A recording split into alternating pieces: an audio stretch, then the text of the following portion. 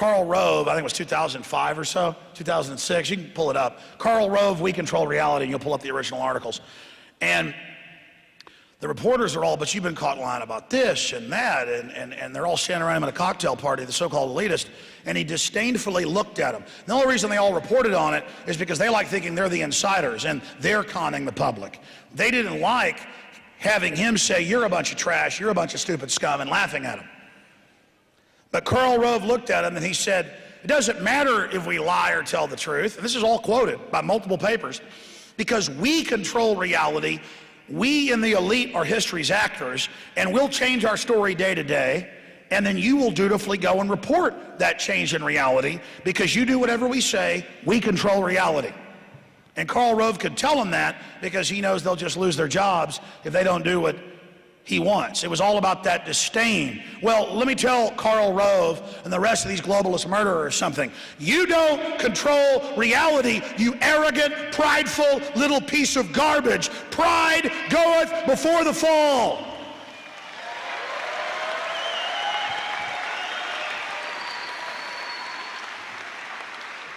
It is going to be their own hubris that is going to bring down the globalist. It is going to be their arrogance that will defeat them. Never, never misunderstand my confidence, focus, and anger for pride or arrogance. I hate pride and I hate arrogance. I am fueled by love and by anger and by determination. That is not pride.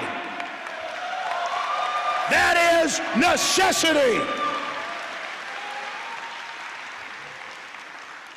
You try to wake up a lot of people politically, and they've already got their little fake New World Order version, left, right, whatever it is, talking points they regurgitate trying to sound smart, and they think you're bringing up politics because you're acting cool and showing off to them, and they'll try to spar with you. I just go, you know what, I'm not playing games with you. This is some serious stuff. You like this country shutting down? You are being warned. And that gets through to people because it cuts through. Hey, this isn't a game for me, man. I'm humbly taking my time out to tell you about something. For heaven's sakes, at least listen to what I'm saying.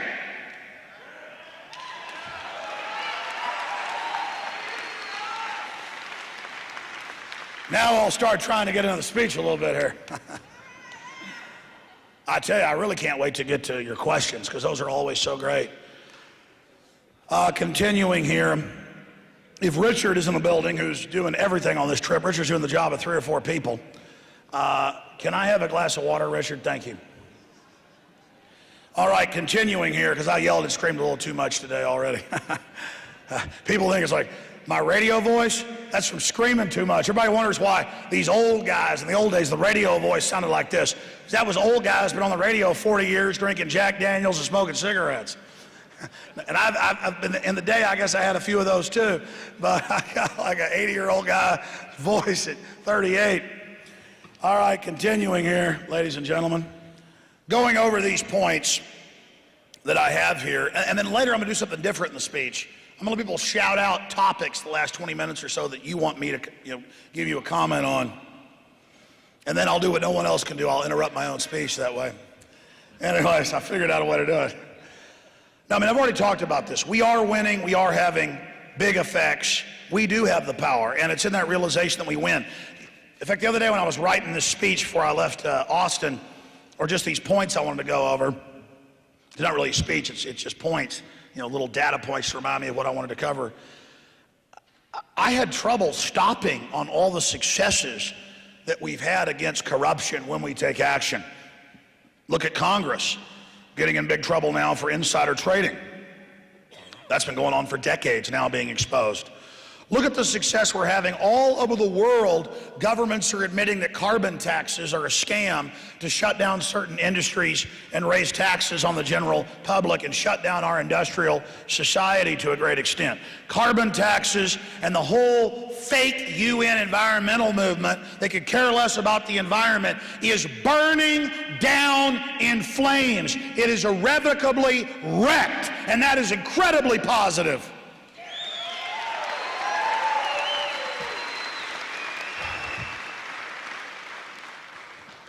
Ron Paul a decade ago couldn't get one Yeah.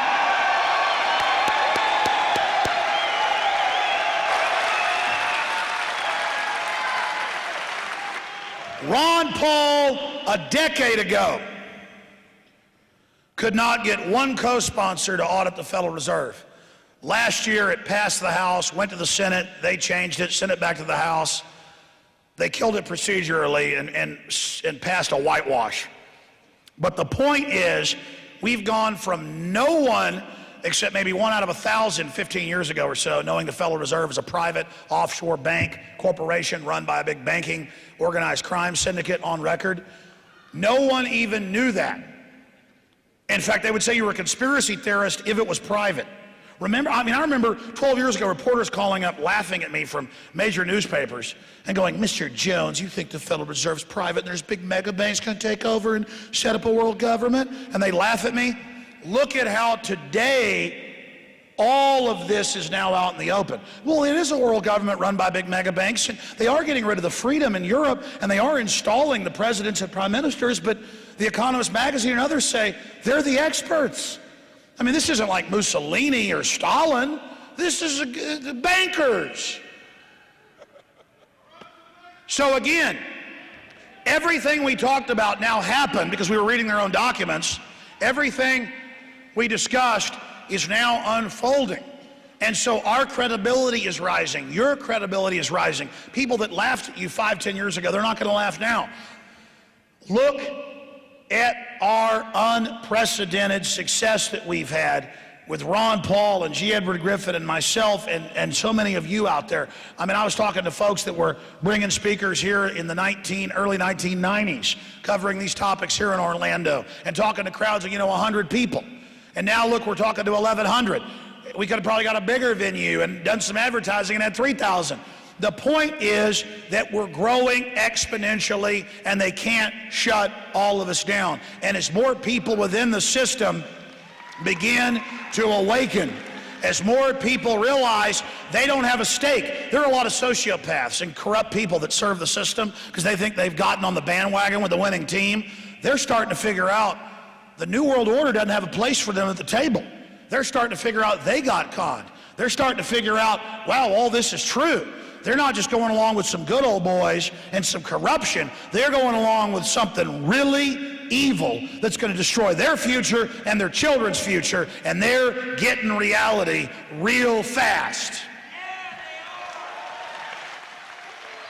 And if you think people are starting to wake up now, just wait. If the New World Order doesn't get backed off and starts going into the next phase, there's a reason they're setting up secret police and intimidation and saying, yeah, we'll arrest citizens. We'll secretly drag you off into a black hole. We'll execute you secretly, trying to scare those of us that are awake, because they're scared. They're all going to go to prison that run this system if we take America back and kick these criminals out.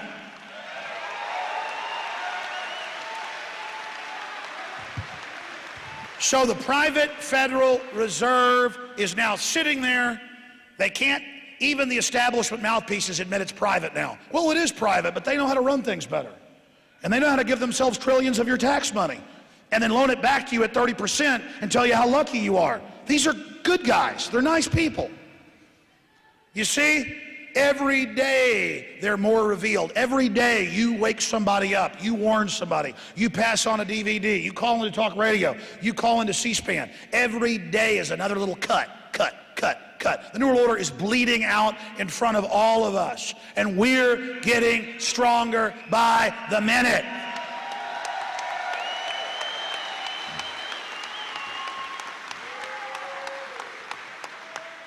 The fight between good and evil, between right and wrong, is always going back and forth. People say, yeah, we had a victory, but they just came right back with the legislation again. That's right.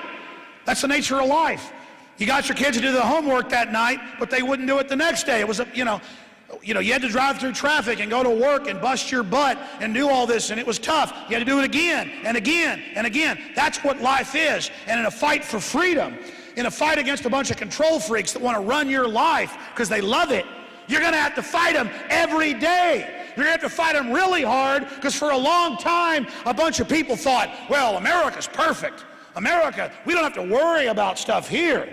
history doesn't repeat itself here, let's all just go to sleep. And now we've been usurped, we've been taken over, and it's time to clean house. I mean, every time I talk about one solution, I think about all of the other successes we've had, the good report I can give you. Because for as bad as things are, for every action, there's an equal and opposite reaction. So look at the End the Fed movement. Look at Ron Paul overall. He was not a front runner 4 years ago. I would not come on air 4 years ago and look at all the polls, the numbers, the elections, and say that he was ever even in third place. Ron Paul has been in first place the entire time.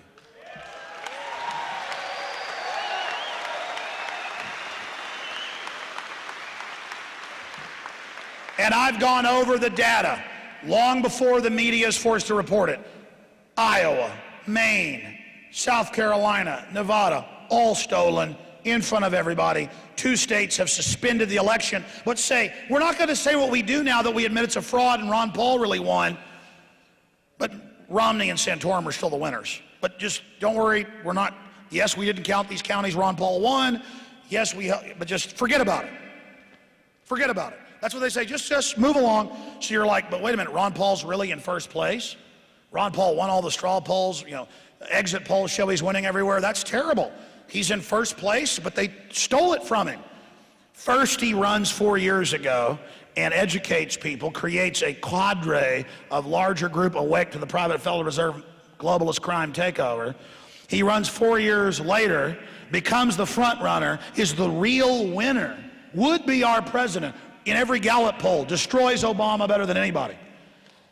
And they're going to probably steal the election from him. But we've gone from him not being front runner to the real front runner, and now they got to steal it in front of everybody. How big of an educational experience is that going to be? You see, resistance is victory.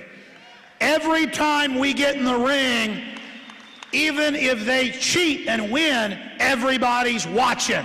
Everybody's getting wise by getting in the arena, by going into that rigged game in a boxing match where they got 2 tire irons in their hands, beating us in the head, and we're almost